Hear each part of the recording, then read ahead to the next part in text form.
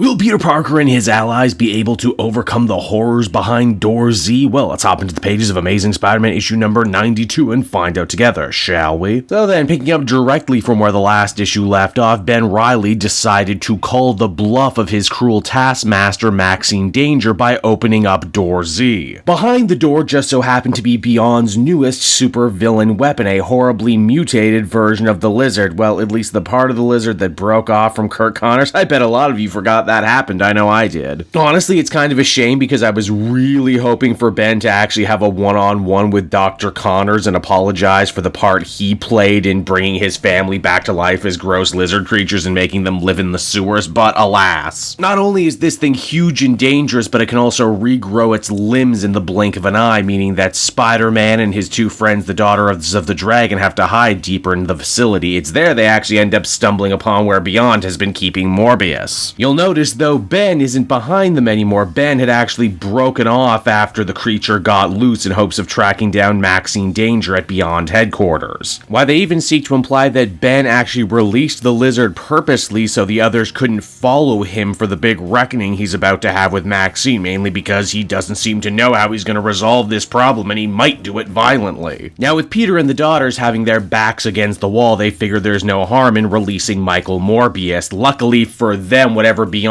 did to him cured his condition, which means he's a lot more amiable to being in his own movie. I mean, helping our heroes out in this situation. I'm sure it has nothing to do with the fact that he has a movie coming out soon. I will admit there is actually quite a funny running joke in this issue where Colleen Wing keeps calling Morbius Mike over and over again, even though he clearly doesn't like it. Now, if Ben wants to get to Maxine's office, it's not going to be easy. She's ready to up and run and completely liquidate this Beyond building to help cover her tracks and all the wrongdoing she's committed. That's not to say Ben has absolutely no allies at Beyond. Marcus, his handler, actually agrees to stay behind even though Maxine and the others are clearing out because he wants to actually have a one-on-one with Ben. Of course, just getting to the office is a challenge in and of itself, as Beyond has decided to release a bunch of its weird extra-dimensional creatures from their housings, including carnivorous sandwiches. Again, I don't seem to find the sandwiches nearly as compelling as a lot of the writers on this Beyond series do, but points for consistency at least. You set them up a couple issues ago and now here they are again. Ultimately, Ben is saved from the sandwiches and reunited with Janie, who has decided to see this through with the man that she loves, no matter what may come out on the other side and whatever that might mean for her own personal freedom. Now back with our other heroes, Peter Parker, Morbius, and the Daughters of the Dragon just narrowly managed to escape Beyond's test facility. It's also around this time too, Misty and Colleen actually mentioned to Peter that they've been working with Monica Rambeau this whole time. You think it would actually be a much bigger deal, but it just kind of isn't. In fact, pretty much the entirety of this big battle with the Lizard is put on the back burner, and we're told that if we want to see what happens next, we're going to have to pick up the brand new special tie-in issue, and honestly, I stopped covering those for a reason. As the comic comes to a close, Ben vows to Janie that he will go and will reclaim his memories, will get back the things that make him who he is, and that he is not a bad person, despite Beyond and Maxine Danger's best efforts. And so that was Amazing Spider-Man issue number 92, everybody, and overall I couldn't shake the feeling that for the second issue in a row, this Beyond series has started stalling for time. A fight with a new supercharged lizard is a fun kind of prospect, but it really only ends up being busy work for Peter and the Daughters of the Dragon to keep them away from what Ben is doing. And honestly, that would be all well and good if the bulk of Ben's story this issue did mostly just involve him walking down a single hallway. Yes, the stuff with Janie is nice, all the writers have done a really good job with their relationship. They are each other's own personal anchor, and they're willing to go to great lengths and great sacrifice if it means helping one another, but I feel like the book had already done a good job showcasing that. We didn't need to hear it again. I also keep waiting for the next shoe to drop with Maxine Danger. We know she's not the true power behind Beyond, that she too has to report to Masters, and I really have to wonder how they're going to pull off her big final showdown with Ben Reilly, as she is essentially the main villain of this entire series. What's stopping Ben from just one-punching her? Ultimately, I'd give this one a 6 out of 10. This two-pack of stories hasn't really been great, and I hope the series recovers its momentum moving forward into the final stretch.